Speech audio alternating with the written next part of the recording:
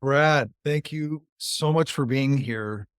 We had met about, I think it was like 2 months ago here in Short Hills. You're in Brooklyn. You just told me you're facing the Barclays Center. Yeah, I'm sitting right on my window. I got the Barclays Center there. I got the One Hanson Clock Tower building looming up above me. That was all. When I started, I was back there. Everybody else. So it takes time. One thing about you that was really cool is that you're a surfer locally in Brooklyn. I'm not sure how that works. I'm curious to learn more. And of course, you travel to surf. So I love the fact that we got two realtors here, one in Brooklyn, one in the suburbs of New Jersey, collaborating. There's so many ways that we can collaborate too and help our clients. I have a business with my partner called Beyond Brooklyn, and a lot of times people find they want some more space, some greener pastures, and they need somewhere to go, and they don't know where to go or what the community is like. And oftentimes they just jump on Zillow or Trulia and start blindly looking in these suburbs based on price and not really knowing anything else about the community, the commute, the schools, the vibe. So we created an educational platform so that people here could better understand their options outside. Wow, what is that called? Forgive me. It's called Beyond Brooklyn.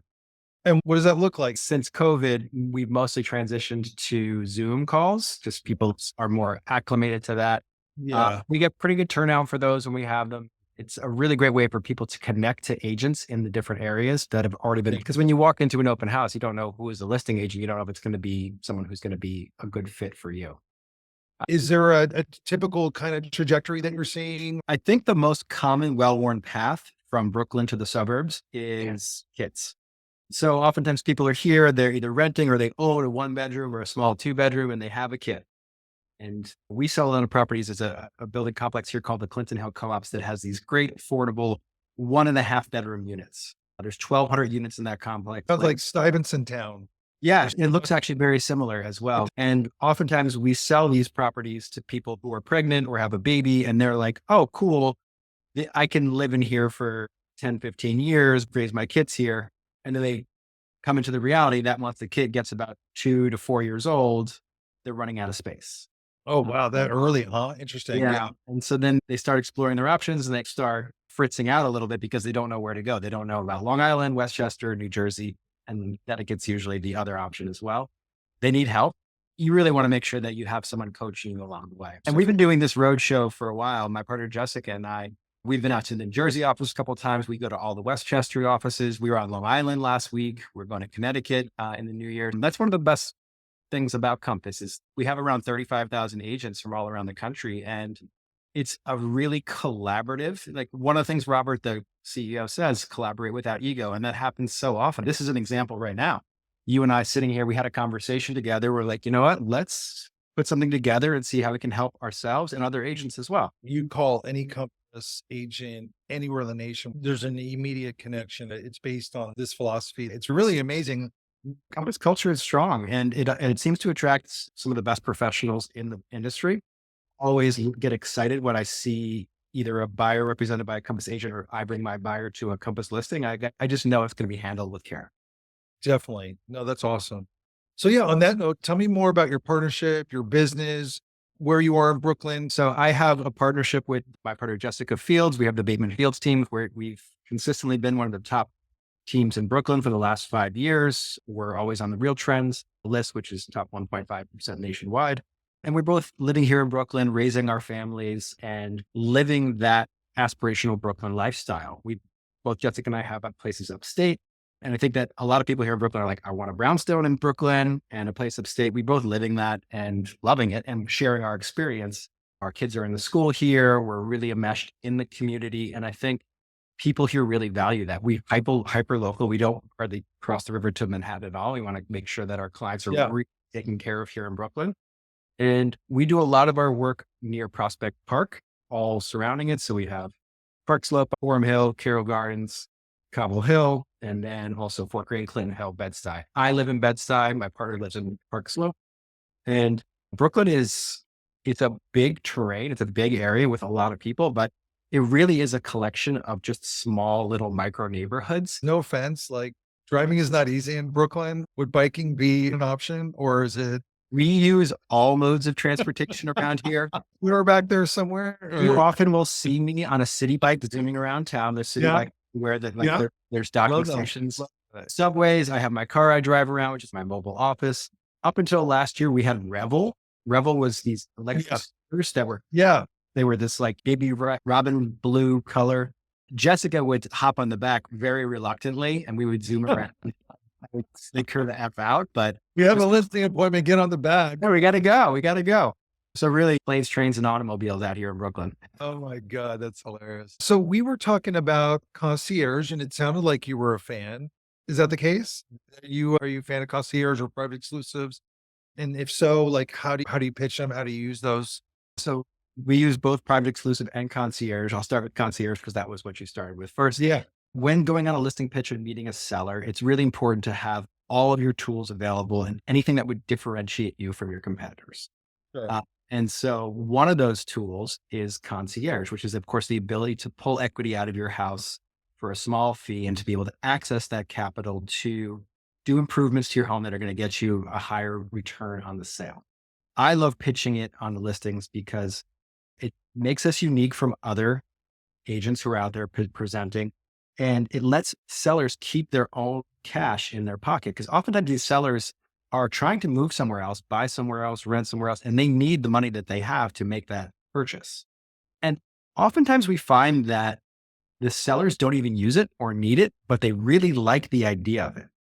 And so just by planting that head in their mind, they're like, oh, Compass is unique. Compass is different. Compass is cool. I want to go with Compass.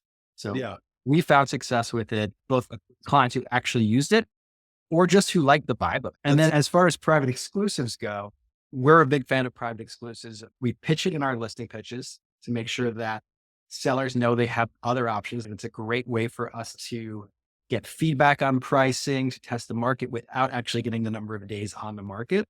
And it's, again, it's another differentiator when you're talking about your options with a seller. We have this different thing that's really helpful for you to get a bead on pricing. We actually have a listing that we put on as a private exclusive at 9 Prospect Park West, which is Chuck Schumer's building on the park. And we put it a few weeks ago, and it's a special building and it's a special apartment. And we had a sense there's probably about 6 to 10 agents in our market that would probably have a buyer for that, and just get a sense of it. So we put it on private. We messaged those or called those agents. We ended up having 7 showings the first time we showed it. And we just accepted a nearly full price, non-contingent offer on it before even putting it on the market. And why that's important for my seller is it was an elderly woman. She's lived there for over 45 years.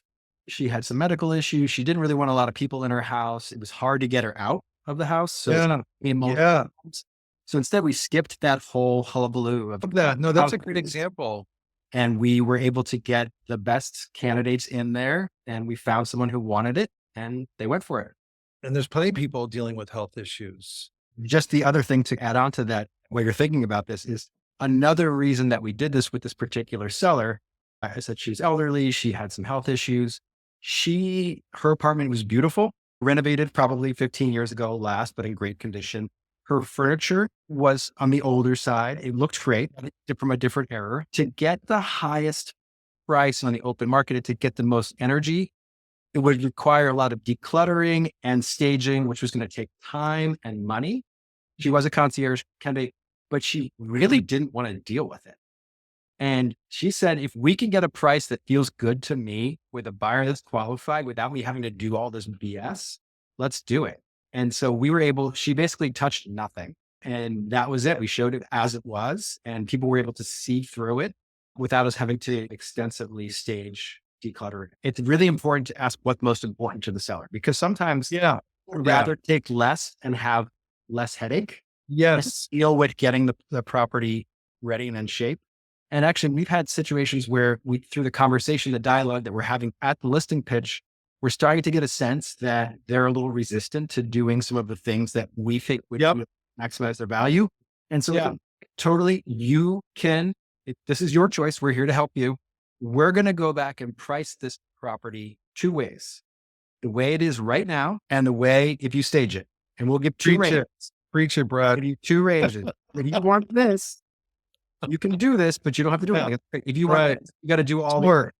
Definitely qualifies as a success story one of the questions that she would ask me before we got on here was the success story for the concierge program. We had a client who was selling their property in Clinton Hill. We had identified a property that they wanted to purchase, and they were able to make that purchase without selling their property, but it was tight. They didn't have a lot of extra cash to invest in the property they were leaving because most of that cash they needed for their purchase. They moved twice, so they basically needed all their cash to buy the place. That being said, we walked in there and said, this place is great, but you have 2 kids. It's been beat up. It needs painting. It needs the kitchen cabinet faces were all messed up. So those could use a refresh, and it needs staging because their stuff was very cluttered. And so we were able to do that 2-tier pricing. If you don't touch a thing, this is the range we think you're going to get. It's around 1.3 to 1.4. If you stage it and paint it and do all these fixes with concierge by pulling equity out of your property, we think you're going to get around 1.4.5, maybe 1.5. They ended up going with it. They used concierge. They painted, they refaced the cabinets in the kitchen, and they staged. We listed it at 1.4. First open house, bananas. We got, I think, 9 offers, and it went for 1.6, which is a record for the building and pretty high up there for the neighborhood as well. Wow. Awesome. Just out of curiosity, Brett, like how do you open up your conversation about concierge? Do you go into their cash flow situation? Do you go into what it's going to take in terms of them moving to that next? Are they just, do you just, they open up to you? Like, how does that look? That's a good question, Sean. So we start by, touring the property with them, seeing the things that we think could use some help to get it for a higher sale price. But we do an important thing. We ask them a question and we say, you've lived here for a while. What would you change about the place if you could? If money were no object. Or what would you fix and what would you repair that you've been like, just not putting away? And so they will then, of course, have a laundry list of things that they would change, alter, update, or improve on their property. And they go, wow, that's cool. Now, if you were to do all those things, do you think you would have paid more for the property? And they're like, oh yeah, of course. I'm like, do you think your buyer might also pay more for that? They're like, yeah, a little light bulb goes off. You can watch it. You can see their eyes widen a little. And then after you ask those questions and get them to lead themselves into the answer, then you say, we have this really great tool here at Compass. It's called Concierge. You don't have to use it. Of course, if you have your own money and you want to invest, because we call it an investment, it's not a fee. If you invest in making your home more beautiful, more attractive, with less dings or the paint's messed up, people are going to walk in there and they're going to say, I could just move right in here. I don't have to do anything. And there is value to that. There is value to that for sure. So by offering it as an option for them and then explaining to them, we do this all the time. There's a small initiation fee, but other than that, there's no interest and you just pay back at closing table. There's no money out of your pocket. Some people really gravitate towards that and get excited about it. And some people are like, that's really cool. I don't actually need it, but I like the staging idea and the painting idea. I think that's smart. So it just opens up a conversation, about concierge, but more importantly for me, getting the result, which is painted, staged, and beautiful home that's ready for photography. Because we all know the first showing is digital. If you don't get those eyeballs on that photo to click and get more interested, they're not coming to your open house. They're not submitting an offer. You need it. Bodies in your open house to create energy and vibe. And the more bodies and energy and vibe you get, the more chance you're going to get more than one offer. And it's going to do this. And that's where we have fun. Yeah, you touched on a couple of key points. One, the importance of the photos, which everybody presumes to know, but really now it just seems like everybody's so busy. They're really analyzing these photos. I feel like never First photo. Right? The first photo has to get them. The first photo. That's interesting. Okay. So I'm going to read. Don't get them on the first photo. You lost it because people have no attention span. You have all the techniques. You got the philosophy. You're set, Brad. That's amazing. That's awesome.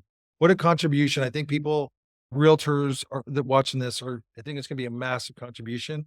That's the intention of this show. So great to get related. You really gave me some juice. Cool. Listen, thank you so much for the hour that you spent here. Thank you so much for honoring this appointment at a busy time of year. So grateful, and we'll stay connected. It's been an absolute pleasure, Sean. Thank you for having me. All right. Take care. Bye-bye.